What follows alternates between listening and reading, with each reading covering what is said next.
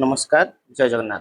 आज आम जो इंडियन ज्योग्राफी सीरीज स्टार्ट करचे तार आज पार्ट 3 वीडियो रे आम पढ़ा हूँ फिजियोग्राफी ऑफ इंडिया जोटा कि बहुत इंपोर्टेंट और एते गोटे मार्क जेकोसी एग्जाम रे जो भी जिके पड़े से गोटे क्वेश्चन आसे। ठीक अच्छे आ बहुत इंपोर्टेंट बहुत किसी जाना पूरा डिटेल अच्छी मैप साहाय्य बुझल ताको भलसे देखा। एबे स्टार्टिंग करवा कौन ना फिजियोग्राफी ऑफ इंडिया। फिजियोग्राफी कौन ना इंडिया रो जहाँ भी सब अच्छी टोटाल इंडिया को आम केटा पार्ट रे डिवाइड करवा बुझल केमती जमी आम टोटाल एरिया ऑफ इंडिया अच्छी ताकू जब आम डिवाइड करवा 29% हूँ माउंटेन आउ हिल्स अच्छी आ 43% प्लेन्स अच्छी आ 28% हूँ प्लाटेओ अच्छी बुझल। तो अब देखा physiographic unit of land mass आम जब डिवाइड करवा कौन गोटे हूँ हिमालयन माउंटेन्स अच्छी कौन great plains of India great Indian plateau coastal plains आउ आइलैंड आइलैंड जमी अंडमान निकोबर आउ लाक्षाद्वीप ग्रेट इंडियन प्लाटू जब आम दी भाग में डिवाइड करवा गोटे हूँ सेंट्रल हाईलैंड आ गोटे हूँ डेक्कन प्लाटू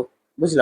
एगुड़ा सब डिटेल देखा। एबे कौन हिमालयन माउंटेन्स ये जो माउंटेन्सटा आम ज्योग्राफी पार्ट 1 वीडियो पूरा डिटेल आम पढ़ीचे तो से केवल मुझे ओभराली गोटे कह ठीक अच्छे। जब north south division of Himalaya Himalaya जो अच्छे जो नॉर्थ साउथ डिवीजन करवा चार्टा भाग में डिवाइड करवा जमी कौन ये देख जब नॉर्थ आरंभ कर साउथ जाए जावा ये जाए ताले आम हिमालय टाक केमी डिवाइड करवा।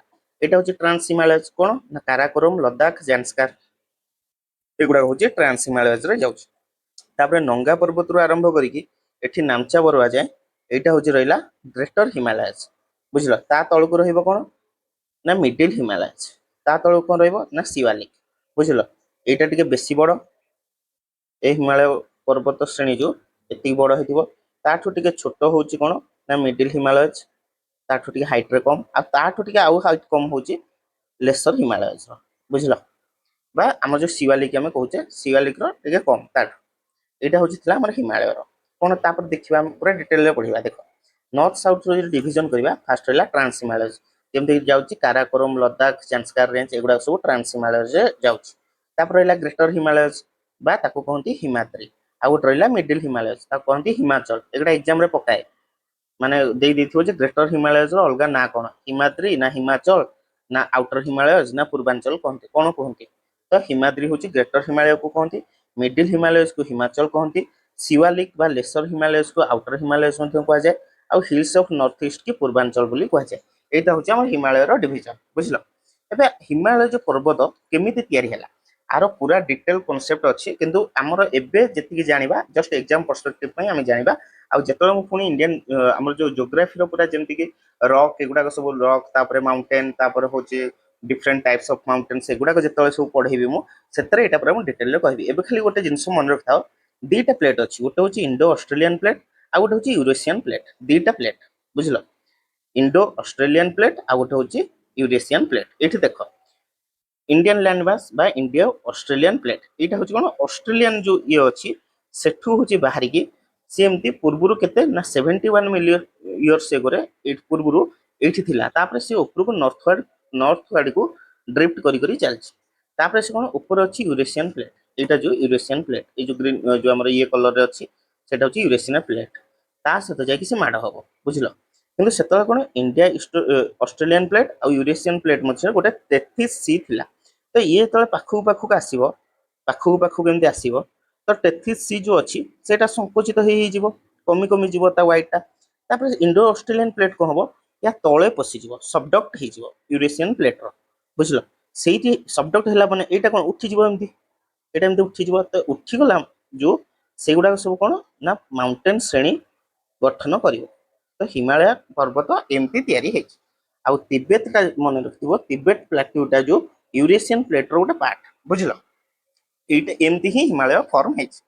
नेक्स्ट देखा कौन हिमालयन जी सब रेंज गुड़ाक अच्छे आम जानले जब डिविजन करवा गोटे रहा ट्रांस हिमालय सबुठ ऊपर कौन अच्छी काराकोरम लद्दाख जांस्कार काराकोरम सब हाइस्ट पिक कौन K2 कहते गडविन ऑस्टिन ग्रेटर हिमालय कौटू ग्रेटर हिमालय स्टार्ट होती नंगा पर्वत रू स्टार्ट करके नामचा बरुआ जोटा कि चाइना रे अच्छी से पर्यंत लंबी ये पर्वत श्रेणीटा कौन ना ग्रेटर हिमालय अच्छी ता तले कौन अच्छी ना मिडिल हिमालय ता तल को अच्छी ता तल कौन अच्छी शिवालिक अच्छी बुझल आ पीर पंजालटा हूँ मन रखिथो मिडिल हिमालय गोटे श्रेणी रे सी आसुची। आम देखा पूर्वांचल बा नॉर्थ ईस्ट कौ हिल अच्छी ଯେମିତି କି ଅରୁଣାଚଳ ପ୍ରଦେଶର ଅଛି ହଉଛି ଡାଫଲା ମିରି ଆବୋର ମିସ୍ମି ପଟକାଇବୁମ୍।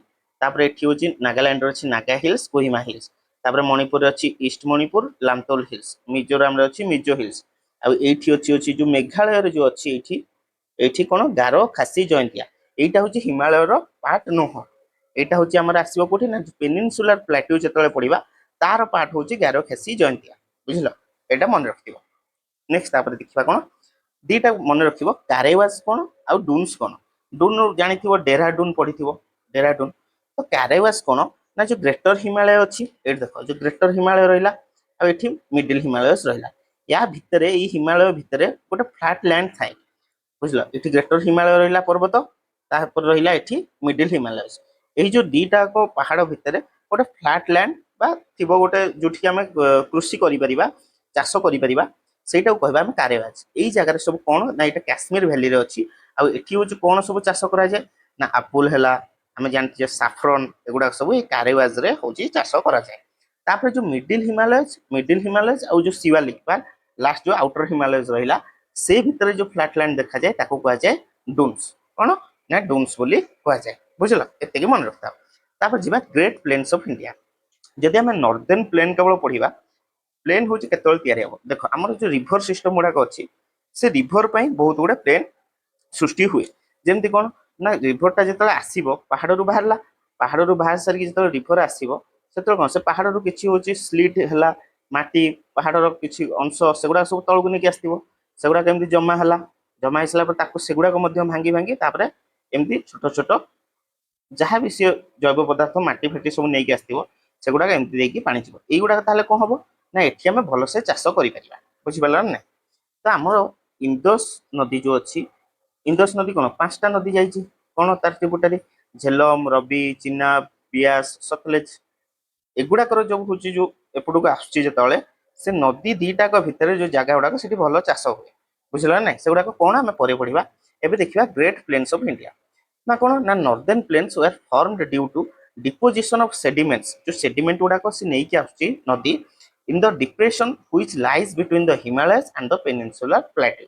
एट जो हमर हिमालय रहिला तापर एपट रहिला होची पूरा तळकु जदी हम एमते लंबे दवा, तळकु जदी हम एमते लंबे दवा, बुझलो एटा को जदी हम पेनिनसुलर प्लेट्यू कहबा, ऊपर रहिला हिमालय, एई जो मझी जगहटा होची कोन ना नॉर्दर्न प्लेन्स। बुझलो सेटा से कहूची which lies between the Himalayas and the peninsular plateau। एबे डिवीजन ऑफ प्लेन्स देखिबा। प्लेन को जदी हम डिवीजन करिबा कोन देखिबा ना जदी डिवीजन स्ट्रक्चर वाइज करिबा ताहले कोन ना भाबर, तराई, खदर, भांगर चारटा भाग रे विभक्त कराइछि। आ जदी रीजन को नेकी गोटे गोटे अंश बा गोटे गोटे जागा को नेकी जदी हम डिवीजन करिबा ताहले Rajasthan plain, Punjab Haryana plain, Ganga plain, Brahmaputra plain. बुझलो ना नहीं? प्लेन को जदी हम डिवीजन करिबा एबे हम देखिबा भाबर, तराई, खदर, भांगर देखिबा।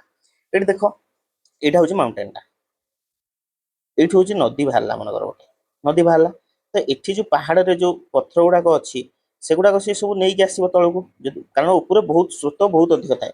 से माने देखि तुम जो आम होता 2013 ना 12 ना 13 जो आम केदारनाथ पाखापाखि जो होता से पहाड़ नहीं आसला। से पहाड़ गुड़ाक आसिक जो ये रही आउ नदीटा जो आसो से पहाड़ माने जो पहाड़ तो नुह जो पत्थर तल देकी जो जीव एठी आउ से पानीटा देखा जीवनी भाबर एरिया रे। बुझिल ସେଇଟା କୁ ଆମେ କଣ କହିବା ଯୋଉଠି ହଉଛି ପଥର ଗୁଡାକ ବଡ ବଡ ଥାଏ ସେଇ ଜାଗାଟାକୁ ଆମେ କହିବା ଭାବର। ତାପରେ ଆସିବା ତରାଇ। ତରାଇରେ କଣ ନା ଗଛ ପତ୍ର ବହୁତ ଥାଏ। ବୁଝିଲ ଏଟା ହଉଛି ଦଲଦଲ ଜାଗାଟା, ଦଲଦଲ ଜାଗାଟା ମାନେ ଏଠି ହଉଛି ସନ୍ତସନ୍ତିଆ ଦଲଦଲ ଜାଗାଟା, ଏଇଟାକୁ କହିବା ଆମେ ତରାଇ। ତାପରେ ଆସିବ ନଦୀଟା, ଏଠି ହଉଛି ବାଙ୍ଗର। ବାଙ୍ଗର ମାନେ କଣ ନା ହଉଛି ବହୁତ ବର୍ଷ ପୂର୍ବରୁ ଫ୍ଲଡ ହେଇଥିବ ଆଉ ଏପର୍ଯ୍ୟନ୍ତ ଫ୍ଲଡର ପାଣିଟା ଆସିଥିବ ଆଉ ତାପରେ ହଉଛି ଏବେ ଏବେ ରିସେଣ୍ଟରେ ଏତିକି ଯାଏ ପାଣି ଆସୁନଥିବ, ଏଗୁଡାକ ସବୁ ପୂର୍ବ ମାଟି ଗୁଡାକ ସବୁ ଥିବ, ଏଗୁଡାକ କହିବା ହଉଛି ଭାବର। ଖଦର କଣ ନା ଫ୍ଲଡ ପ୍ଲେନ୍ସ, ମାନେ ଏବେ ଆସିଛି ମନେକର ପ୍ରତିବର୍ଷ ହଉଛି ଫ୍ଲଡ ହେଲା ତ ପାଣି ଏଇ ଯାଏ ହଉଛି ପଳେଇ ଆସିଥିବ ଦିପଟ ସାଇଡ। ବୁଝିଲ ତାପରେ ପାଣି ପୁଣି ପଳେଇବ ପଛକୁ ପଳେଇବ, ଏତିକି ହିଁ ଫ୍ଲୋ କରିବ। ତା ଏଇଠି ଯୋଉ ତାପରେ ସେଡିମେଣ୍ଟସ ଗୁଡାକ ସିଏ ଜମା କରିଦେଇ ଯାଇଥିବ ଏଇଟାକୁ ଆମେ କହିବା ଖଦର। ବୁଝିପାରିଲ ଭଲ କି? ଏଇଠି ଦେଖ ଜାଣିପାରିବ। ଦେଖ ଏଇଠୁ ପାଣି ବାହାରିଲା, ଏମିତି ସେ ପଥର ଖଣ୍ଡ ଗୁଡାକ ଆଣିକି ନେଇ ଆସିବ, ପକେଇଦେଲା ଏଇଠି ଶିୱାଲିକ ତଳକୁ। ଶିୱାଲିକ ତଳେ ହିଁ ଶିୱାଲିକ ଯୋଉ ଆମର ଲେସର ହିମାଳୟ ଅଛି ତା ତଳ ତାର ପାଦ ଦେଶରେ ହିଁ ଏଗୁଡାକ ଫର୍ମ ହୁଏ। ବୁଝିପାରିଲ ନା? ପାଣି ଆସିଲା, ପାଣି ଆସିକି ଏଇଠି ପଥର ଗୁଡାକ ସେ ନେଇ ଆସିଥିବ।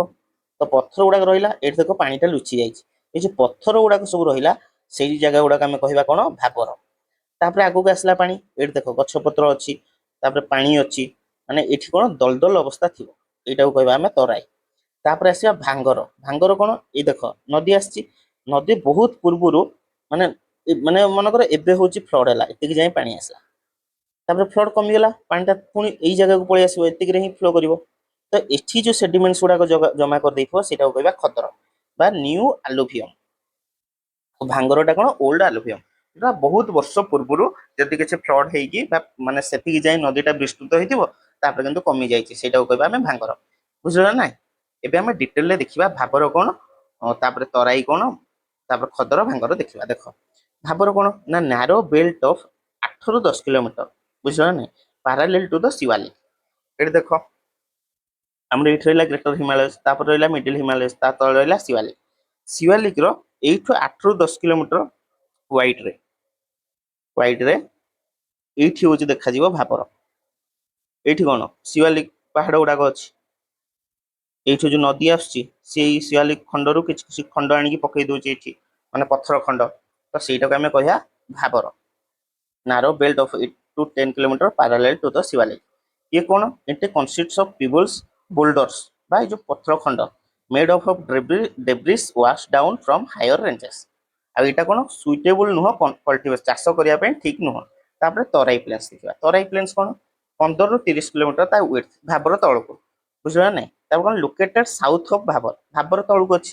ଏଇଟା କଣ ମାର୍ସି ଆଉ ସ୍ୱାମ୍ପି, ମାନେ ଦଲଦଲ ହେଇକି ଥାଏ। Known for the excellent cultivation of sugar cane, rice ଆଉ ହ୍ୱିଟ, ଏଗୁଡାକ ସବୁ ଭଲସେ ଚାଷ ହେଇପାରିବ ତରାଇରେ, ଖାସ କରିକି ସୁଗାର କେନ୍। ବୁଝିଲ? ତାପରେ ଦେଖିବା ଭାଙ୍ଗର। ଭାଙ୍ଗର କଣ ଓଲ୍ଡ ଆଲୁଭିୟମ ଲାଇଜ ଏଭବ ଦ ଫ୍ଲଡ ଲିମିଟ୍ସ, ମାନେ ଏଇଟା ମନେକର ଯଦି ନଦୀ ଆସୁଛି, ଫ୍ଲଡ ହେଲେ ଏତିକି ଯାଏ ନଦୀଟା ମନେକର ଓସାର ହେଇଯିବ, ତା ଉପରେ ଯୋଉ ଇଏ ଗୁଡାକ ଅଛି, ମାନେ ମାଟି ବା ସେଡିମେଣ୍ଟସ ଗୁଡାକ ଜମା ହେଇକି ଅଛି, ତାକୁ କହିବା ଆମେ କଣ ଭାଙ୍ଗର ବୋଲି କହିବା। ଏଇଟା କଣ ନା ଗ୍ରେଟ୍ ଆମାଉଣ୍ଟ ଅଫ ଲାଇମଷ୍ଟୋନ ଦେଖାଯାଏ ସେଠି, କୋଉଠି ନା ଭାଙ୍ଗରରେ। ଆଉ ତାକୁ କଣ କୁହାଯାଏ ନା କଙ୍କର ବୋଲି ମଧ୍ୟ କୁହାଯାଏ, ବୁଝିଲ ନା ନାଇଁ? ତାପରେ ଖଦର ଦେଖିବା। ଖଦର କଣ ନ୍ୟୁ ଆଲୁଭିୟମ କୁହାଯାଏ। ଆକୁ କଣ low land areas within the flood limits of the river. ଆଉ ପଞ୍ଜାବରେ ତାକୁ କଣ କହନ୍ତି ବେଟ ଲ୍ୟାଣ୍ଡସ ବୋଲି କହନ୍ତି। ମାନେ ଏମିତି ଯଦି ନଦୀଟା ଆସିଛି, ଏଇ ନଦୀର ପାଖ ଯୋଉ ଅଂଶଟାକୁ ତାକୁ କହିବା ଖଦର। ଫ୍ଲଡ ହେଲା, ତାପରେ ବନ୍ୟା ହେଲା, ତାପରେ ବନ୍ୟା ପରେ ପାଣିଟା ପୁଣି ତାର ଓରିଜିନାଲ ଜାଗା ମାନେ ଯେମିତି ବହୁଥିଲା ସେମିତି ବହିଲା, କିନ୍ତୁ ସେ ଜାଗାରେ କଣ ସେ ଆଗୁଆ ଯୋଉ ସେଡିମେଣ୍ଟସ ଆଣିଥିବ ସେଠି ଜମା କରିଦବ, ତ ସେଇଟାକୁ ଆମେ କହିବା ଖଦର। କିନ୍ତୁ ବହୁତ ବର୍ଷ ପୂର୍ବେ ଯଦି ହଉଛି କିଛି, ବହୁତ ବର୍ଷ ପୂର୍ବେ ମାନେ ବହୁତ ବର୍ଷ ହେଲା, ତା ପୂର୍ବରୁ ଯଦି ହଉଛି କେବେ ଫ୍ଲଡ ଆସିଥିବ, ଏଇ ଯାଏଁ ବହି ଯାଇଥିବ, ତାପରେ ଏଇଠି ଯୋଉ ସେଡିମେଣ୍ଟସ ଗୁଡାକ ଥିବ ସେଗୁଡାକ କହିବା କଙ୍କର, ଖାଦର ଭାଙ୍ଗର ବୋଲି କୁହାଯିବ ବା କଙ୍କର ବୋଲି କହିବା ଆମେ ତାକୁ। ଠିକ ଅଛି, ଏବେ ଆମେ ଦେଖିବା ରିଜନାଲ ଡିଭିଜନ। ଆମେ ଦେଖିବା ରିଜନାଲ ଡିଭିଜନ କଣ ନା ଏଇଠୁ ଏତିକି ଆମର ନର୍ଦର୍ନ ପ୍ଲେନ ଦେଖାଯାଏ, ବୁଝିଲ? ନର୍ଦର୍ନ ପ୍ଲେନ ମାନେ କଣ ପାହାଡର ପାଦ ଦେଶ ଗୁଡାକ ହଉଛି ପ୍ଲେନ, ବୁଝିଲ? ଯେମିତି ଏଠି କଣ ରହିଲା ପଞ୍ଜାବ ହରିୟାଣା ପ୍ଲେନ, ଏଠି ରହିଲା ରାଜସ୍ଥାନ ପ୍ଲେନ, ଏଠି ରହିଲା ଗଙ୍ଗା ପ୍ଲେନ, ଏତକ ଟୋଟାଲି। ତାପରେ ଏପଟ ରହିଲା ବ୍ରହ୍ମପୁତ୍ର ପ୍ଲେନ। ଏବେ ଆମେ ଦେଖିବା ରାଜସ୍ଥାନ ପ୍ଲେନ। ରାଜସ୍ଥାନ ପ୍ଲେନ ଦେଖ, ରାଜସ୍ଥାନର ଏଇ ଜାଗାରେ କଣ ଅଛି, ଆରାବଳୀ ରେଞ୍ଜ ଅଛି। ଆରାବଳୀ ରେଞ୍ଜର ୱେଷ୍ଟ ସାଇଡରେ କଣ ଅଛି, ଏଠି ଅଛି ଥାର ଡେଜର୍ଟ, ଥାର ମରୁଭୂମି, ବୁଝିଲ? ରାଜସ୍ଥାନ ପ୍ଲେନ ତାହେଲେ କୋଉଠି ହେଲା, lies to the west of the ଆରାବଳୀ ରେଞ୍ଜ। ଆରାବଳୀ ରେଞ୍ଜ ଯୋଉ ଅଛି ତାର ଲେଫ୍ଟ ସାଇଡରେ ଅଛି କଣ ନା ହଉଛି ଆମର ରାଜସ୍ଥାନ ପ୍ଲେନ। କଣ ସେଟା ଦି ଭାଗରେ ବିଭକ୍ତ, କଣ ଗୋଟେ ହଉଛି ମରୁସ୍ଥଳୀ ବା ଡେଜର୍ଟ, ଆଉ ଗୋଟେ କଣ ବାଗର ବୋଲି କୁହାଯାଏ। ନର୍ଦର୍ନ ପ୍ଲେନ୍ସ ଏଇ ଉପର ଆଡିକି ଯୋଉ ରହିବ ସେଗୁଡା କହିବା ବାଗର, ବୁଝିଲ? ରାଜସ୍ଥାନ ବାଗର ଇଜ ସେମି ଆରିଡ। ଆରିଡ ମାନେ କଣ ଶୁଷ୍କ, ଯେହେତୁ ଏଇ ଡେଜର୍ଟ ପଟ ସାଇଡରେ ଲୋ ରେନଫଲ 150 ସେଣ୍ଟିମିଟରରୁ କମ ବର୍ଷା ହୁଏ, ସେଥିପାଇଁ ସେ ଯୋଉ ଡେଜର୍ଟରେ ଚାଷ ଠିକ ସେ ହେଇପାରେନି, ଆଉ ସେଇଟାକୁ କୁହାଯାଏ ଯେ ଶୁଷ୍କ ରିଜିଅନ ବୋଲି କୁହାଯାଏ। ତା ଆରିଡ ମାନେ କଣ ଶୁଷ୍କ ରିଜିଅନ, ପାଣି ଯୋଉଠି କମ ଥାଏ। ଇଟ ରିସିଭ୍ସ ଲେସ୍ ରେନଫଲ, ବୁଝିଲ? ଏଇଟା ହଉଛି ରାଜସ୍ଥାନ ପ୍ଲେନର ଖାସିୟତ। ତାପରେ ଦେଖିବା ପଞ୍ଜାବ ହରିୟାଣା ପ୍ଲେନ। ପଞ୍ଜାବ ହରିୟାଣା ପ୍ଲେନ ଦେଖ ଏଇ ଜାଗାରେ ଅଛି। ପଞ୍ଜାବ ହରିୟାଣା ପ୍ଲେନ ଏଇଠୁ ଆମେ ଜାଣିଛେ ନା ଆମର ଯୋଉ ଇଣ୍ଡସ ନଦୀ ଏପଟେ ଗଲା, ଏଇପଟୁ ଯୋଉ ଯାଉଛି ଆମର ରବି, ବିଆସ, ତାପରେ ସତଲେଜ, ଏସବୁ ନଦୀ ଗୁଡାକ ଯୋଉ ଯାଉଛି, ତାର କଣ ଦିଟା, ମନେକର ଏମିତି ଗୋଟେ ନଦୀ ଗଲା, ଏମିତି ଗୋଟେ ନଦୀ ଗଲା, ବୁଝିଲ? ଏଇ ଯୋଉ ମଝି ଜାଗାଟାକୁ ଆମେ କହିବା କଣ ନା ଦୋଆବ ବୋଲି କହିବା। ଦୋ ଆବ, ଦୋ ଆବ, ଆବ ମାନେ ନଦୀ, ଦୋ ମାନେ ଦିଟା, ଦିଟା ନଦୀର ମଝି ଜାଗାକୁ ଆମେ କହିବା ଦୋଆବ। ତ ତାହେଲେ ଆମେ କଣ ଦେଖିବା ନା ଇଣ୍ଡସ ଆଉ ଚିନାବ ନଦୀର ମଝିଟାକୁ କହିବା ଆମେ ସିନ୍ଧ ସାଗର, ଆଉ ଚେନାବ ଆଉ ଝେଲମର ମଝିଟାକୁ କହିବା ଛେଜ ଦୋଆବ, ଆଉ ରବି ଆଉ ଚିନାବର ମଝିଟାକୁ କହିବା ରଚନା ଦୁଆ, ଆଉ ବିଆସ ଆଉ ରବି ମଝିଟାକୁ କହିବା ବରି ଦୁଆ, ଆଉ ବିଆସ ଆଉ ସତଲେଜର ମଝିଟାକୁ କହିବା ବିଷ୍ଟ ଦୁଆ। ଆମେ ଯଦି ପଞ୍ଜାବ ହରିୟାଣା ଦୁଆକୁ ମାନେ ପ୍ଲେନ୍ ଟାକୁ ନବା, ସେ ତାହେଲେ କଣ ବରି ଦୁଆ, ଏପଟେ ଆସିଛି ବିଆସ ଏପଟେ ଆସିଛି ରବି, ରବି ବ୍ୟାସର ମଝିଟାକୁ କହିବା ବରି ଦୁଆ। ତାପରେ ବିଆସ ଆଉ ଏପଟେ ରହିଲା ସତଲେଜ, ବିଆସ ସତଲେଜର ମଝିଟାକୁ କହିବା କଣ ବିଷ୍ଟ ଦୁଆ। ତାପରେ ହଉଛି ସିସ୍ ସତଲେଜ, ତାପରେ ହରିୟାଣା ପ୍ଲେନ୍ସ। ଏତକ ସବୁତକ ନେଇକି ଆମେ ତାକୁ କଣ କହିବା ନା ପଞ୍ଜାବ ହରିୟାଣା ପ୍ଲେନ୍ସ। ଆଉ ଏଠି ହଉଛି ଯେହେତୁ ଦିଟାକ ନଦୀ ମଝିରେ ଯୋଉ ପ୍ଲେନ୍ ଗୁଡାକ ହଉଛି, ତ ଏଠି ଚାଷ ଭଲ ହୁଏ, ଗୁଡ କଲ୍ଟିଭେସନ। ବୁଝିଲ, ଏଇଟା ହଉଛି ପଞ୍ଜାବ ହରିୟାଣା ପ୍ଲେନ୍ସ। ତାପରେ ଗାଙ୍ଗେଟିକ ପ୍ଲେନ୍ସ, ଗାଙ୍ଗେଟିକ ପ୍ଲେନ୍ସ କଣ ନା ଯୋଉ ଗଙ୍ଗା ନଦୀ ଆସୁଛି, ତାପରେ ତାର ଶାଖା ନଦୀ ଯମୁନା ନଦୀ ଆସିଲା, ଏଗୁଡାକର ସବୁ ଯୋଉ ମଝିରେ ଯୋଉ ରହିଲା ଦିଟା ନଦୀର ମଝିରେ ସେ ଯୋଉ ପ୍ଲେନ ଗୁଡାକ ବା ସେଇ ଯୋଉ ନଦୀ ଯୋଉ ସେଟିମେଣ୍ଟସ ଗୁଡାକ ସବୁ ନେଇକି ଆସୁଛି, ଛାଡି ଛାଡିକି ଯାଉଛି, ତାପରେ ସେଟିମେଣ୍ଟସ ଗୁଡାକ ସେଗୁଡାକ ନେଇକି ଗୋଟେ ପ୍ଲେନ ତିଆରି ହୁଏ, ସେଗୁଡାକ କଣ କହିବା ନା ଗାଙ୍ଗେଟିକ ପ୍ଲେନ୍ସ। ବୁଝିଲ, କଣ ନା extends from Yamuna river to Bangladesh. ଦେଖ ଗଙ୍ଗା ନଦୀ ଏଇଠୁ ବାହାରିଲା ଉତ୍ତରାଖଣ୍ଡରୁ, ଉତ୍ତରାଖଣ୍ଡରୁ ଏମିତି ଯାଇକି ତାପରେ ଉତ୍ତରପ୍ରଦେଶ ବିହାର ଦେଇକି ତାପରେ ୱେଷ୍ଟବେଙ୍ଗଲ ପାଖରେ ସେ ତାପରେ ହଉଛି ଭିତରକୁ ପଶି ଯାଉଛି ବାଂଲାଦେଶ ଭିତରକୁ। ତାପରେ ସେଇଠୁ ମଧ୍ୟ ଉତ୍ତରାଖଣ୍ଡରୁ ବାହାରିଛି କଣ ଯମୁନା ନଦୀ ଯାଇକି ମିଶୁଛି। ଏଇ ସବୁ ଯୋଉ ପ୍ଲେନ ଗୁଡାକ ଆମେ କହିବା ସେଗୁଡାକ କହିବା କଣ ଗାଙ୍ଗେଟିକ ପ୍ଲେନ୍ସ। ବୁଝିଲ, ତାପରେ ଦେଖିବା river Ganga and its tributaries constitute this plain by their sediments. ସେ ଯୋଉ ଉପରୁ ଯୋଉ ସେଟିମେଣ୍ଟସ ଗୁଡାକ ନେଇକି ଆସନ୍ତି ସେଗୁଡାକ ଗୋଟେ ଜମା ହେଇ ସେଟା ପ୍ଲେନ ତିଆରି ହେଇଯାଏ। ତ ଏଠି ଆମର ଦେଖ ଏଇଠୁ ଆସିଲା ଗଙ୍ଗା ନଦୀ, ଏପଟୁ ଆସିଲା ଯମୁନା ନଦୀ, ଏଠି ମିଶିଲା ପ୍ରୟାଗରାଜରେ, ତ ଏଇ ଯୋଉ ଅଞ୍ଚଳଟାକୁ କହିବା ଗଙ୍ଗା ଯମୁନା ଦୋଆବ। ତାପରେ Mithila plain, middle Ganga plain ଟାକୁ ଆମେ ମିଥିଲା ପ୍ଲେନ ବୋଲି କହୁ। ତାପରେ ଯେତେବେଳେ ଲାଷ୍ଟକୁ ଯିବା ଲୋୟର ଗଙ୍ଗା ପ୍ଲେନ, ଯୋଉଟା କି ଗ୍ୟାପ ବିଟୱିନ ରାଜମହଲ ଆଣ୍ଡ ଗ୍ୟାରୋ ହିଲ୍ସ ମଝିରେ, ସେଇଟାକୁ କହିବା ଲୋୟର ଗଙ୍ଗା ପ୍ଲେନ ବୋଲି ଆମେ କହିବା।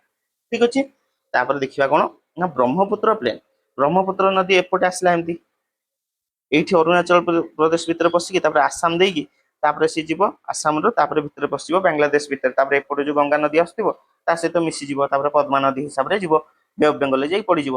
ତ ଏଇ ଯୋଉ ଆସାମରେ ଯୋଉ ବ୍ରହ୍ମପୁତ୍ର ନଦୀ ପାଇଁ ବ୍ରହ୍ମପୁତ୍ର ଯୋଉ ସେଡିମେଣ୍ଟସ ଗୁଡାକ ନେଇକି ଆସୁଛି, ସେଗୁଡାକ ଯୋଉଠି ଜମା ହେଇଯାଇଥାଏ ଆଉ ଯୋଉଠି ହଉଛି ଚାଷ ଭଲ ହୁଏ, ସେଇଟାକୁ ଆମେ କହିବା କଣ ବ୍ରହ୍ମପୁତ୍ର ପ୍ଲେନ୍ସ। ଏଇଟା ଜେନେରାଲି ଆସାମରେ ଦେଖାଯାଏ ବା ତାକୁ କୁହାଯାଏ ଆସାମ ପ୍ଲେନ୍ସ ବୋଲି। ଆଉ ସେଇ ଯୋଉ ବ୍ରହ୍ମପୁତ୍ର ନଦୀ ଆସିଛି ତାରି ଭିତରେ, ସେ ନଦୀ ଭିତରେ ଗୋଟେ ଆଇଲାଣ୍ଡ ଅଛି, ତା ନାଁ ହଉଛି ମଜୁଲି ଆଇଲାଣ୍ଡ। ଏଇଟା ବହୁତ ଇମ୍ପୋର୍ଟାଣ୍ଟ, ଏଇଟାକୁ କଣ କୁହାଯାଏ ଇଣ୍ଡିଆର ରିଭରିନ୍ ଆଇଲାଣ୍ଡ ବୋଲି। ଗୋଟେ ରିଭରରେ ଆଇଲାଣ୍ଡ ଗୋଟେ ଅଛି, ସେଇଟାକୁ କହିବା ରିଭରିନ୍ ଆଇଲାଣ୍ଡ, ତା ନାଁ ହଉଛି ମଜୁଲି ଆଇଲାଣ୍ଡ। ବୁଝିଲ, ଏବେ ଦେଖିବା ଆମ ଗ୍ରେଟ୍ ଇଣ୍ଡିଆନ ପ୍ଲାଟୁ। ହିମାଳୟ ସରିଲା, ତାପରେ ଆମର ସରିଲା ହଉଛି ନର୍ଦର୍ନ ପ୍ଲେନ ସରିଲା, ଏବେ ଗ୍ରେଟ୍ ଇଣ୍ଡିଆନ ପ୍ଲାଟୁ ଦେଖିବା। ଆମେ ଯଦି ଗ୍ରେଟ୍ ଇଣ୍ଡିଆନ ପ୍ଲାଟୁ, ପ୍ଲାଟୁ କଣ ନା ଦେଖ ପାହାଡଟା ଏମିତି ଉପରୁ ଏମିତି କଣୁଆ ହେଇକି ଥିବ, ପାହାଡ ମାଉଣ୍ଟେନ, କିନ୍ତୁ ହଉଛି ଆମର ପ୍ଲାଟୁ କଣ ଏମିତି ଥିବ, ଟେବୁଲ ଲ୍ୟାଣ୍ଡ, ଗୋଟେ ଟେବୁଲ ଟାଇପ ର ଦେଖାଯାଉଥିବ, ଟେବୁଲ ଲ୍ୟାଣ୍ଡ ଆମେ କହିପାରିବା। ଆ ଉପରେ ଜନବସତି ହେରିକା ସବୁ ରହିପାରିବେ। ବୁଝିଲ, ଏଇଟାକୁ କହିବା ଆମେ ପ୍ଲାଟୁ, ସିମ୍ପଲ ଲାଙ୍ଗୁଏଜରେ କହିଲେ ଏଇଆ। ବୁଝିଲ, ଯେମିତିକି ଆମର ନବରଙ୍ଗପୁର ହେଲା, ଏଗୁଡାକ ସବୁ କଣ ନା ଯୋଉ ଆମର ଅଛି ଦଣ୍ଡକାରଣ୍ୟ ପେନିନସୁଲାର ପ୍ଲାଟୁର ଗୋଟେ ପାର୍ଟ, ସେଠି ହଉଛି ନବରଙ୍ଗପୁର ଗୋଟେ ପ୍ଲାଟୁ। ବୁଝିଲ, ଦଣ୍ଡକାରଣ୍ୟ ର ଗୋଟେ ପାର୍ଟ। ତ ଆ ଉପରେ ନବରଙ୍ଗପୁରରେ ଯୋଉ ଆମେ ଘାଟିରେ ଏମିତି ଉପରକୁ ଉପରକୁ ବୁଲି ଯାଉଛେ, ତାପରେ ଉପରେ ଗୋଟେ ପୁରା ଫ୍ଲାଟ ଲ୍ୟାଣ୍ଡ ଟେ ଦେଖିବା, ସେଇ ଫ୍ଲାଟ ଲ୍ୟାଣ୍ଡ କୁ କହିବା ବା ଟେବୁଲ ଲ୍ୟାଣ୍ଡ କୁ କହିବା ଆମେ ପ୍ଲାଟୁ। ବୁଝିଲ, ତ ଇଣ୍ଡିଆନ ପ୍ଲାଟୁ ହଉଛି ଦି ଭାଗରେ ବିଭକ୍ତ, ଗୋଟେ ହଉଛି ସେଣ୍ଟ୍ରାଲ ହାଇଲାଣ୍ଡ ଆଉ ଗୋଟେ ହଉଛି Deccan plateau to the south of the Satpura range. ଆମର ଯୋଉ ଅଛି ମଝିରେ ବିନ୍ଧ୍ୟାନ ରେଞ୍ଜ, ସତପୁରା ରେଞ୍ଜ, ସେଇ ଯୋଉ ସତପୁରା ରେଞ୍ଜ ର ଉପରେ ଯେତିକି ପ୍ଲାଟୁ ସବୁ ରହିଲା ତାକୁ ଆମେ କହିବା ସେଣ୍ଟ୍ରାଲ ହାଇଲାଣ୍ଡ ବୋଲି। ଆଉ ସେ ସତପୁରା ରେଞ୍ଜ ର ଯୋଉ ତଳକୁ ଯେତିକି ରହିଲା ଏମିତି ଟ୍ରାଇଙ୍ଗୁଲାର ସେପ ର, ସେଇଟାକୁ ଆମେ କହିବା କଣ ଡେକାନ ପ୍ଲାଟୁ ବୋଲି। ବୁଝିଲ, ଆଉ ଯୋଉ ଗ୍ରେଟ୍ ଇଣ୍ଡିଆନ ପ୍ଲାଟୁ ଟା କଣ ନା part of very ancient landmark called Gondwana land. Gondwana land ର ଏଇଟା ଗୋଟେ ପାର୍ଟ। ଏତିକି କେବଳ ମନେ ରଖ, ଗୋଣ୍ଡୱାନା ଲ୍ୟାଣ୍ଡ ହେରିକା ଆମେ ଯେତେବେଳେ ପଢେଇବା ରକ୍ ଫକ୍ ହେରିକା ପୁରା ଡିଟେଲରେ, ସେତେବେଳେ ଏଗୁଡାକ ଆମେ ଦେଖିବା। ତ ତାପରେ ଏଗୁଡାକ ତମେ ପଢିଲେ ସେଲେ ବହୁତ ଭଲସେ ବୁଝିପାରିବ। ଠିକ ଅଛି, ଆମର ଯୋଉ ଇଣ୍ଡିଆନ ପ୍ଲାଟୁ ଟା କୋଉଠୁ କୋଉ ଯାଏଁ ବିସ୍ତାର କରୁଛି।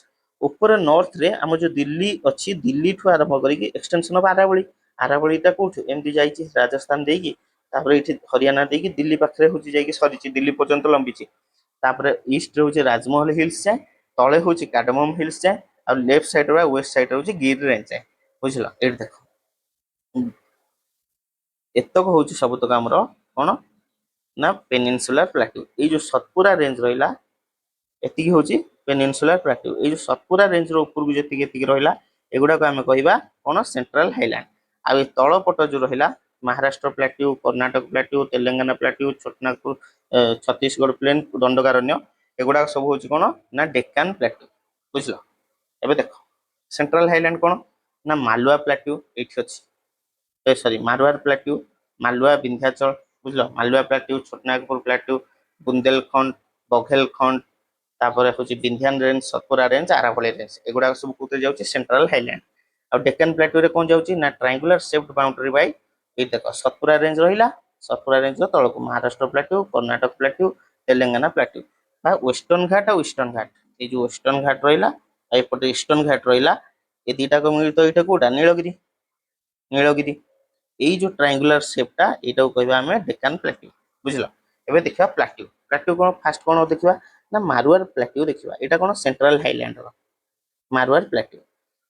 यहाँ कौटी अच्छी मारवाड़ प्लाट्यू देख, मारवाड़ प्लाट्यू देख आरावली रेंज जस्ट टिके ईस्ट आड़ अच्छी। बुझल मारवाड़ प्लाट्यू ये गोटे अच्छी ईस्ट आड़ अच्छी, यहाँ हूँ मारवाड़ प्लाट्यू, ये गोटे हूँ मारवाड़ प्लाट्यू कौटी अच्छी आरावली ईस्ट आड़। आईटार उच्चता के ना एलिवेशन थाए 250 रु 500 मीटर।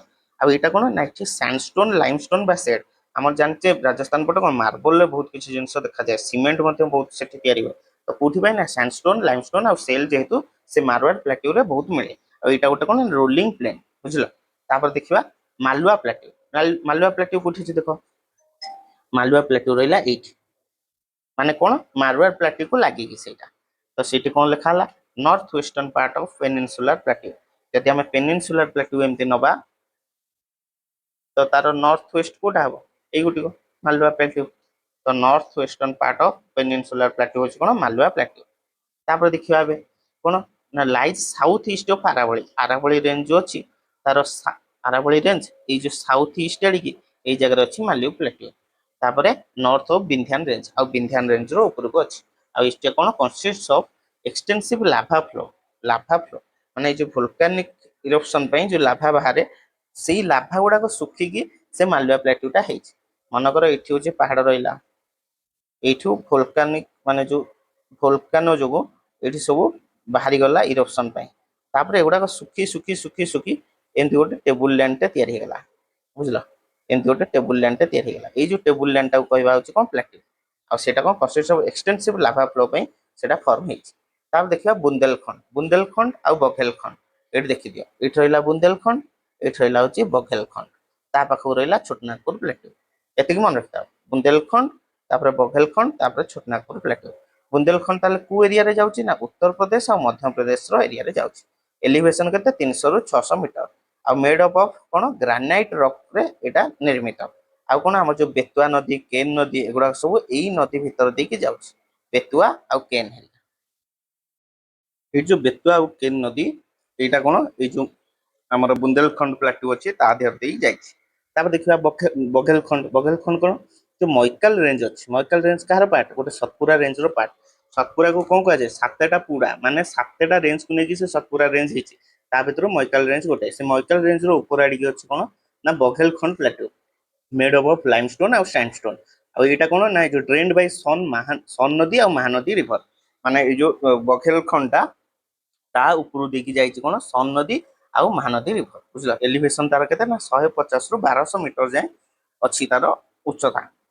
एबे देखा छोटनागपुर प्लाट्यू, छोटनागपुर प्लाट्यू जान बिहार, झारखंड, छत्तीसगढ़, ओडिशा एगुड़ा सब माने जॉइंट जगह जो माने चारटाक जंक्शन जगह छोटनागपुर प्लाट्यूटा अच्छी आटा कौन mostly in Jharkhand, northern parts of Chhattisgarh, Purulia districts of West Bengal आ पार्ट ऑफ बिहार आ ओडिशा मध्य। यहाँ कौन north eastern projection of peninsular plateau आम जो पेनिनसुलर प्लाट्यूटा एमती अच्छी बुझल आर नॉर्थ ईस्टर्न प्लाट हूँ यही जगह हूँ कौन ना छोटनागपुर प्लाट्यू। बुझल mainly composed of Gondwana rocks. ये गोंडवाना रॉक्स कौन जो रॉक्स पूरा डिटेल पढ़ा जमती कि हूँ इग्नियस रॉक, मेटामोर्फिक रॉक एगुड़ा पढ़ला बेले एगुड़ा सब पढ़ा ठीक अच्छे। तापर कौन ना ये जो छोटनागपुर प्लाट्यू सॉरी ये जो छोटनागपुर प्लाट्यू रहा छोटनागपुर प्लाट्यूर मझीरे बुझल ये देख मनकर छोटनागपुर प्लाट्यू यहाँ तार मझीरे जाइए कौन दामोदर रिवर। बुझल ଆଉ ଗୋଟେ ପଟେ ତାହେଲେ ରହିଲା ହଜାରିବାଗ ପ୍ଲାଟ୍ୟୁ, ଆଉ ଗୋଟେ ପଟେ ରହିଲା ରାଞ୍ଚି ପ୍ଲାଟ୍ୟୁ। ସେ କହିଲା river Damodar divides Chotanagpur plateau into two parts. ଗୋଟେ କଣ ହଜାରିବାଗ ପ୍ଲାଟ୍ୟୁ ଯୋଉଟା କି ଦାମୋଦର ନଦୀର ଉପର ପଟକୁ ରହିଲା, ଆଉ ତଳଟାକୁ କହିବା ଆମେ ରାଞ୍ଚି ପ୍ଲାଟ୍ୟୁ, ତଳ ପଟକୁ ସାଉଥ ପଟକୁ। ବୁଝିଲ, ତାହେଲେ ଦାମୋଦର ନଦୀ କଣ ଡିଭାଇଡ କରୁଛି ଛୋଟନାଗପୁର ପ୍ଲାଟ୍ୟୁ। ଆଉ ସେ ଯୋଉ ଉପରେ ରହିଲା ହଉଛି ଏଇ ଯୋଉ ଦେଖ ହଜାରିବାଗ ପ୍ଲାଟ୍ୟୁ, ତାର ନର୍ଥ ଇଷ୍ଟ ପଟକୁ ରହିବ ରାଜମହଲ ହିଲ୍ସ ରହିବ। ବୁଝିଲ, ଆଉ ଏଇ ଯୋଉ ଛୋଟନାଗପୁର ପ୍ଲାଟ୍ୟୁରୁ ବହୁତ ଗୁଡେ ନଦୀ ବାହାରିଛି, ଯେମିତି କଣ ଦାମୋଦର ରିଭର, କୋଏଲ ନଦୀ, ସୁବର୍ଣ୍ଣରେଖା ନଦୀ, ବରାକାର ନଦୀ। ବୁଝିଲ, these rivers originate and flow radially outwards from this Chotanagpur plateau. କଣ ନା ଦାମୋଦର, କୋଏଲ, ସୁବର୍ଣ୍ଣରେଖା, ବରାକାର ନଦୀ। ଏବେ ଦେଖିବା ଡେକାନ ପ୍ଲାଟ୍ୟୁ। ବୁଝିଲ, ଡେକାନ ପ୍ଲାଟ୍ୟୁରେ ଆମେ ଯୋଉ ପଢିବା ଆରାବଳୀ ରେଞ୍ଜ, ସତପୁରା ରେଞ୍ଜ, ବିଧ୍ୟାନ ରେଞ୍ଜ, ଏଗୁଡା ସବୁ ଆମେ ପାର୍ଟ 1 ଇଣ୍ଡିଆନ ଜିଓଗ୍ରାଫିରେ ପଢି ଦେଇଛେ ବୋଲି ସେଟା ଲେଖିଛି, ତମେ ସେ ଭିଡିଓଟା ଦେଖିଦବ। ଏବେ ଦେଖିବା ଡେକାନ ପ୍ଲାଟ୍ୟୁରେ ଗୋଟେ ରହିଲା, ଏମିତି ରହିଲା ଡେକାନ ପ୍ଲାଟ୍ୟୁଟା। ଡେକାନ ପ୍ଲାଟ୍ୟୁର ଏପଟଟା କଣ, ଏଠି ଯୋଉ ପର୍ବତ ଶ୍ରେଣୀ ଅଛି ତାକୁ କହିବା ଇଷ୍ଟର୍ଣ୍ଣ ଘାଟ, ମଝିରେ ରହିଲା ନୀଳଗିରି, ଏପଟେ ରହିଲା ଇଷ୍ଟର୍ଣ୍ଣ ଘାଟ। ଇଷ୍ଟର୍ଣ୍ଣ ଘାଟଟା ଟିକେ ଛାଡି ଛାଡିକି ଥାଏ, କାରଣ ବହୁତ ଗୁଡେ ନଦୀ ଏ ଭିତର ଦେଇକି ଯାଇଛି, ତ ସେ ପାହାଡ ଶ୍ରେଣୀକି ମଝିରୁ କାଟି ଦେଇଛି, ସେଥିପାଇଁ ଏଟା ଡିସେକ୍ଟେଡ ଇଷ୍ଟର୍ଣ୍ଣ ଘାଟଟା। ବୁଝିଲ, ସେ କହିଲା ଇଷ୍ଟର୍ଣ୍ଣ ଘାଟ। ଏବେ ଦେଖିବା runs north to south direction parallel to Arabian sea. ଏଇଠି ଯୋଉ ଆମର ଇଷ୍ଟର୍ଣ୍ଣ ଘାଟ ରହିଲା, ଏଇଠି ରହିଲା କଣ ଆରବିଆନ ସି ଏପଟେ ଅଛି, ତ ତାର ପାରାଲେଲରେ ଅଛି ବୋଲି ସେ କହୁଛି। Coast from Tapi valley to north of Kanyakumari. ଏଇଠି ଯୋଉ ରହିଲା, ଏଠି ଗୁଜୁରାଟର ଯୋଉ ରହିଲା ଗଲ୍ଫ ଅଫ ଖମ୍ବାତ ରହିଲା, ଏଠି ତାପି ନଦୀ ଆସି ପଡିଛି, ତାପି ନଦୀରୁ କନ୍ୟାକୁମାରୀ ଯାଏଁ ଏଇ ଯୋଉ ଏରିଆଟା ଯୋଉଠିକି ପର୍ବତ ଶ୍ରେଣୀ ଗୁଡାକ ଅଛି ସେଗୁଡାକ କହିବା ଆମେ ୱେଷ୍ଟର୍ଣ୍ଣ ଘାଟ ବୋଲି। abruptly rise like wall from coastal plains in the west and has gentle slope on eastern sides। ମାନେ ଯୋଉ ଏଇଠି ଯୋଉ ପର୍ବତ ଶ୍ରେଣୀ ଗୁଡାକ ଅଛି, ଏମିତି ଯଦି ଏମିତି ପର୍ବତଟା ଦେଖିବା, ଗୋଟେ ପଟେ ହଉଛି କୋଷ୍ଟାଲ ପ୍ଲେନ, ଆଉ ଗୋଟେ ପଟେ ଏପଟେ ସ୍ଲୋପ ହେଇକି ଅଛି। ବୁଝିଲ, ସ୍ଲୋପ ଅନ୍ ଇଷ୍ଟର୍ଣ୍ଣ ଫ୍ଲାଙ୍କ। ଏବେ ଦେଖିବା ସେ ଯୋଉ ୱେଷ୍ଟର୍ଣ୍ଣ ଘାଟ ନର୍ଥ ପଟଟା, ଏଇ ଯୋଉ ୱେଷ୍ଟର୍ଣ୍ଣ ଘାଟ ଏମିତି ରହିଲା, ଏମିତି ଯୋଉ ରହିଲା ନର୍ଥ ପଟ, ମିଡିଲ ପଟ, ତାପରେ ସାଉଥ ପଟ, ସେଟାକୁ ଦେଖିବା। ନର୍ଥର୍ନ ସେକ୍ସନଟା କଣ ନା ମହାରାଷ୍ଟ୍ର ପ୍ଲାଟ୍ୟୁ, ଉପରେ ରହିଲା କଣ ମହାରାଷ୍ଟ୍ର ଏରିଆଟା, from Tapi valley to Goa made up of horizontal sills of Deccan lava. ଏ ଯୋଉ ଲାଭା ଏଇଟା କେମିତି ଆସିଲା ଏଇଟା ଆମେ ପରେ ପଢିବା। ମିଡିଲ ସେକ୍ସନରେ କଣ ରହିଲା କର୍ଣ୍ଣାଟକ ପ୍ଲାଟ୍ୟୁ, ଫ୍ରମ ଗୋଆରୁ ନୀଳଗିରି ପର୍ଯ୍ୟନ୍ତ, made up of granite and dense forest. ତାପରେ ସାଉଥ ସେକ୍ସନଟା କଣ Tamil Nadu plateau, Palghat presents a sudden break in continuity of this mountain range. ଏଇ ଯୋଉ ୱେଷ୍ଟର୍ଣ୍ଣ ଘାଟଟା ଆସିଛି, ନୀଳଗିରି ଅଛି, ତାପରେ ଯୋଉ ଯାଇଛି ଏଠି ଗୋଟେ ପାଲଘାଟ ପାସ୍ ଅଛି। ବୁଝିଲ, ଏଇଟା କନେକ୍ଟ କରୁଛି କାହାକୁ, କେରଳକୁ ତାମିଲନାଡୁ ସହିତ। ତ ସେଇଠି ସେ ରେଞ୍ଜଟା କଣ ଯୋଉ ୱେଷ୍ଟର୍ଣ୍ଣ ଘାଟର ରେଞ୍ଜଟା ଡିଭାଇଡ ହେଇଯାଉଛି। ବୁଝିଲ, ସେଇଟା ସିଏ କହିଛି sudden break in continuity of this mountain range. ତାପରେ ଦେଖିବା ଇଷ୍ଟର୍ଣ୍ଣ ଘାଟ। ଇଷ୍ଟର୍ଣ୍ଣ ଘାଟ କଣ runs parallel to the eastern coast. ଏଇଠି ଯୋଉ ରହିଲା ପାହାଡ ପର୍ବତ ଗୁଡାକ, ଏଇଠି ସବୁ ନଦୀ ଗୁଡାକ ବହିଛି, ଗୋଦାବରୀ, କୃଷ୍ଣା, କାବେରୀ, ଏଗୁଡାକ କଣ ଏମିତି ଏମିତି ଏମିତି ଛାଡି ଛାଡି ହେଇକି ଥିବ। ଏଇଟା ହଉଛି eastern Ghat, runs parallel to the eastern coast. Eastern coastal line ଯୋଉ ରହିଲା, ଏପଟେ ବେ ଅଫ ବେଙ୍ଗଲ ରହିଲା, ତ ଏଇ କୋଷ୍ଟରେ ଯୋଉ ପାରାଲେଲ ଯାଇଛି ସେଟାକୁ କହିବା eastern Ghat. Broken and detached hills starting from ଆମର ଓଡିଶାର ମହାନଦୀରୁ ଆରମ୍ଭ କରି ତଳେ ତାମିଲନାଡୁର ଭଗାଇ ଯାଏଁ ଏଇଟା ଲମ୍ବିଛି, କଣ ଇଷ୍ଟର୍ଣ୍ଣ ଘାଟ। ତାପରେ ଦେଖିବା ମେଘାଳୟ ପ୍ଲାଟ୍ୟୁ। ମେଘାଳୟ ପ୍ଲାଟ୍ୟୁ ଆମେ ଜାଣିଛେ ମେଘାଳୟରେ କଣ ଅଛି, ତିନିଟା ପାହାଡ ଅଛି, କଣ ଗାରୋ, ଖାସି, ଜୟନ୍ତିଆ। ତା ଭିତରୁ ଖାସିଟା ଯୋଉଟା ସେଇଟା ସବୁଠୁ ବଡ ପର୍ବତ ଶ୍ରେଣୀ ମେଘାଳୟ ପ୍ଲାଟ୍ୟୁର। ବୁଝିଲ, କଣ କହିଲା north eastern extension of peninsular plateau. ଆଉ କଣ ଏଇ ଯୋଉ ଆମର ପେନିନସୁଲାର ପ୍ଲାଟ୍ୟୁ ଅଛି ସେ ନର୍ଥ ଇଷ୍ଟର୍ଣ୍ଣ ଯାଏଁ ଲମ୍ବିଛି। ନର୍ଥ ଇଷ୍ଟର୍ଣ୍ଣ ପର୍ଯ୍ୟନ୍ତ ଯୋଉ ପେନିନସୁଲାର ପ୍ଲାଟ୍ୟୁଟା ଅଛି ସେଇଟାକୁ କହିବା ମେଘାଳୟ ପ୍ଲାଟ୍ୟୁ। ଆଉ ମେଘାଳୟ ପ୍ଲାଟ୍ୟୁ ମନେ ରଖିବ, ସେଇଟା ହଉଛି ହିମାଳୟର ପାର୍ଟ ନୁହଁ, ହିମାଳୟର ପାର୍ଟ ନୁହଁ। Separated from peninsular plateau by Malda gap. Malda gap ଅଛି, ସିଏ ହଉଛି ସେପାରେଟ କରୁଛି ପେନିନସୁଲାର ପ୍ଲାଟ୍ୟୁ ମେଘାଳୟ ପ୍ଲାଟ୍ୟୁକୁ। ମେଘାଳୟ ପ୍ଲାଟ୍ୟୁରେ କଣ ଅଛି ଗାରୋ, ଖାସି, ଜୟନ୍ତିଆ ହିଲ୍ସ। ଆଉ ଏ ଖାସିଟା କଣ ସବୁଠୁ ବଡ। ଆଉ କଣ ରିସିଭ୍ସ ହଉଛି, ଏଇଟା ହଉଛି କଣ ସାଉଥ ୱେଷ୍ଟ ମନସୁନ ପାଇଁ ସବୁଠୁ ଅଧିକ ପରିମାଣର ରେନଫଲ କୋଉଠି ହୁଏ ନା ଆମର ମେଘାଳୟ ପ୍ଲାଟ୍ୟୁରେ ହୁଏ। ଏବେ ନେକ୍ସଟ ଦେଖିବା କୋଷ୍ଟାଲ ପ୍ଲେନ। ଏଇଠି ଦେଖ, ଏଇଟା ହଉଛି କୋଷ୍ଟାଲ ପ୍ଲେନଟା। ଏଠି ରହିଲା କଣ ଆରବିଆନ ସି ରହିଲା, ଏପଟେ ରହିଲା ବେ ଅଫ ବେଙ୍ଗଲ, ତଳେ ରହିଲା ଭାରତ ମହାସାଗର। ବୁଝିଲ, ତ low lying tract of land near to sea shore. ଏଇ ଯୋଉ କୋଷ୍ଟାଲ ପ୍ଲେନ କେମିତି ତିଆରି ହଉଛି କହିଲ, ଏଠି ଦେଖ ୱେଷ୍ଟର୍ଣ୍ଣ ଘାଟ ରହିଲା, ଏପଟେ ଯେତେବେଳେ ବର୍ଷା ହବ ଏଠୁ କିଛି ସେଡିମେଣ୍ଟସ ଆସିକି ଏଠି ଜମା ହବ। ଆଉ ଏପଟେ ଯୋଉ ହଉଛି ଆମର ଆରବିଆନ ସି ଅଛି, ଯୋଉ ଲହଡି ଆସୁଛି, ସିଏ ବି ମଧ୍ୟ ପାହାଡକୁ, ଯୋଉ ପାହାଡ ଗୁଡାକ ଏଇଠି ଛୋଟ ଛୋଟ ବଡ ବଡ ପଥର ଥିବ, ତାକୁ ମନେକର ଯେତେବେଳେ ମାଡ ହବ ସେ ପଥରରୁ ମଧ୍ୟ କିଛି ସେଡିମେଣ୍ଟସ ବାହାରିକି ଏଇଠି ଜମା ହବ ଆମର ସମୁଦ୍ର କୂଳରେ, ତ ସେଗୁଡାକ ନେଇକି ସେ ପ୍ଲେନଟା ତିଆରି ହେଇଛି। ବୁଝିଲ, ସେଇଟାକୁ ଆମେ କହିବା କୋଷ୍ଟାଲ ପ୍ଲେନ।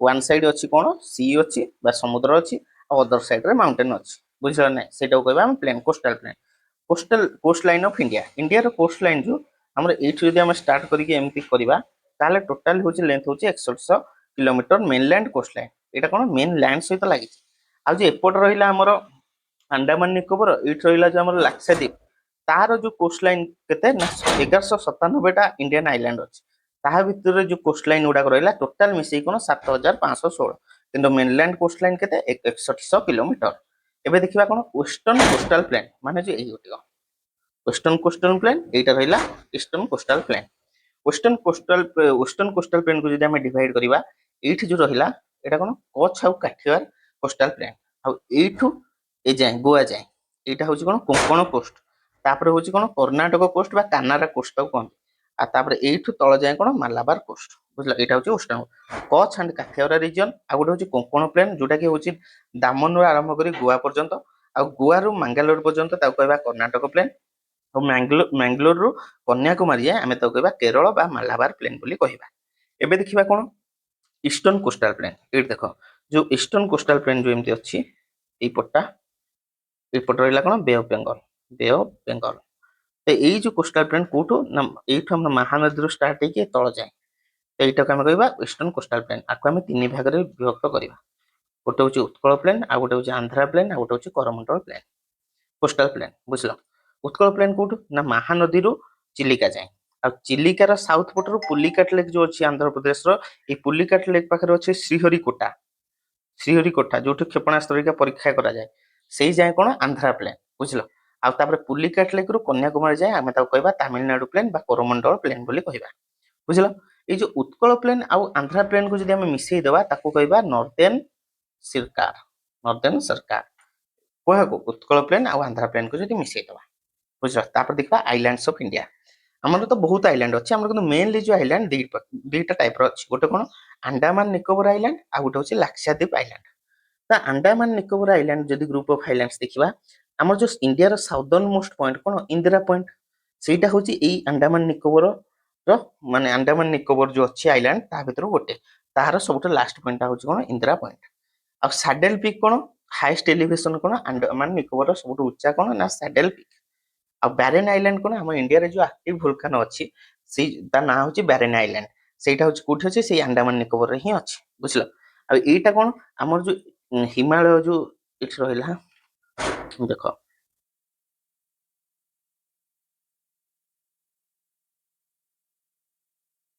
हेलानी रहित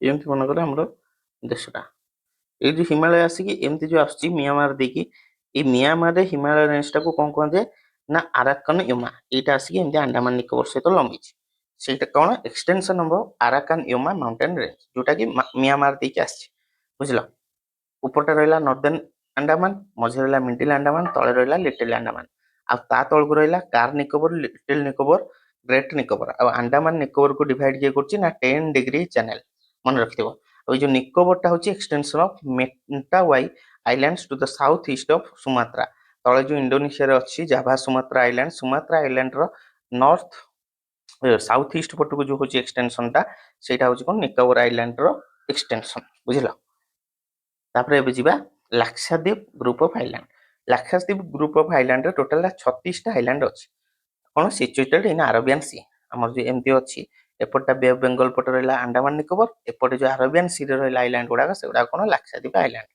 बुझलो आ ता भीतर से 36 टा आइलैंड भीतर मन रखिबो चारटा बहुत इंपोर्टेंट कोन आमिनी कारावती मिनिकय आ अगाथि कोन आमिनी कारावती मिनिकय आ अगाथि आ ये जो लाक्षाद्वीप की हमर जो ऊपर होची रहला लाक्षाद्वीप आइलैंड जो मिनिकय आ लाक्षाद्वीप आइलैंड को डिवाइड के करूची ना 9 डिग्री चैनल बुझलो एतिकी मन रखिथिबो एतिकी थिला हमर फिजियोग्राफी ऑफ इंडिया आ एटा बहुत इंपोर्टेंट भलो से देखो यदि वीडियो भल लागुची टिके कमेंट करिवो जहा कि कमेंट द्वारा मते टिके मोटिवेशन मिले वीडियो करिया पे कारण पढ़ा तो सबुठी अच्छी समस्ते पढ़ी पारिबो किंतु एमती नोट देकी मते लागुनी कि पढौथिबे तो ए नोट ही तुमर सब किछि एग्जाम पूर्व दिन ही बहुत रिवीजन करिया को बहुत हेल्पफुल हबो तुमको आ कारण मु एगुडा सब जो करिछि ବା କରୁଛି ସେଇଟା ମୁଁ ଯେତେବେଳେ ଏକ୍ଜାମ ଦିଏ ସେଇ ଲାଷ୍ଟକୁ ଏମିତି ହିଁ ମୋ ହ୍ୟାଣ୍ଡ ରିଟେନ୍ ନୋଟ୍ସ ହିଁ ଦେଖିକି ମୁଁ ଏକ୍ଜାମ ଦିଏ। ତ ସବୁ କିଛି ଏ ଭିତରେ ଅଛି। ଯଦି ଭଲ ଲାଗୁଛି ଲାଇକ୍ ଆଉ କମେଣ୍ଟ କରିବ। ମୁଁ ଜୋଗ୍ରାଫି ସିରିଜ ପୁରା ସାରି ସାରିଲା ପରେ ଯେମିତିକି ଆଉ ରହିଲା କ୍ଲାଇମେଟ୍ ରହିଲା, ଫରେଷ୍ଟ ରହିଲା, ଭେଜିଟେସନ ରହିଲା, ଏଗୁଡାକ ସାରି ସାରିଲା ପରେ ଆମର ଓଡ଼ିଶାର ଯେତେ ଏକ୍ଜାମ ଅଛି ଯେମିତିକି ଆର୍ଆଇ, OSSC, CGL, ତାପରେ ପୋଷ୍ଟ ଗ୍ରାଜୁଏଟ CGL, ତାପରେ OPSC, ଯେତିକି ସବୁ ଜୋଗ୍ରାଫି କୋଶ୍ଚିନ୍ ଆସିଛି ଆଜି ପର୍ଯ୍ୟନ୍ତ ସବୁ ମୁଁ ସେ ମାନେ କୋଶ୍ଚିନ୍ ଗୁଡାକ ସବୁତକ ଡିସ୍କସନ କରିବି। ଏବେ କୋଶ୍ଚିନ୍ ତିଆରି ଚାଲିଛି ମୋର। କୋଶ୍ଚିନ୍ ୱାନ୍ସ ସରିଗଲା ପରେ ମୁଁ ତମକୁ ତାର ଆନ୍ସର ସହିତ ବହୁତ ଭଲସେ ଡିଟେଲରେ ବୁଝେଇବି। ତା ଦେହରେ ତମର ବହୁତ ରିଭିଜନ ହେଇଯିବ। ଆଉ ତମେ ଭାବନି ଯେ ନାଇଁ ମୁଁ ଏକ୍ଜାମ ଦଉଛି ଆର୍ଆଇ ର ତ ମୋର ଏକ୍ଜାମ ସରିଗଲେ ସରିଲା, ନାଇଁ। ଆର୍ଆଇ ଏକ୍ଜାମ ଦେଇକି ଆସିଲ ଏସବୁ ପାଇଁ ପଢ, ନହେଲେ ପିଓ ପାଇଁ ପଢ, ଯୋଉଟା କି ଆଗକୁ ଏକ୍ଜାମ ଆସିବାର ସମସ୍ତେ ଆନାଉନ୍ସ କରୁଛନ୍ତି, ଆସିବ ହିଁ, ବୁଝିଲ। ତା ପାଇଁ ପଢା ଷ୍ଟାର୍ଟ କରିଦିଅ। ରହିଗଲେ ରହିଯିବ। କାରଣ ତମେ ଯଦି ରହୁଛ ତାହେଲେ ସେଠି ଆଉ ଜଣେ କିଏ 2 ଘଣ୍ଟା କି 3 ଘଣ୍ଟା ପଢୁଛି, ତ ସିଏ ତ ଲାଭ ପାଇବ ନା। ତମେ ସେଠି ଯଦି ଟିକେ ନାକୁ ଢିଲା ମାରିଦବ, ବୁଝିଲ ନା ନାଇଁ। ଠିକ ଅଛି, ଧନ୍ୟବାଦ। ଯଦି ଭିଡିଓ ଭଲ ଲାଗୁଛି ତାହେଲେ କମେଣ୍ଟ ଆଉ ଲାଇକ୍ ଯେମିତି ହେଲେ କରିବ। ଧନ୍ୟବାଦ।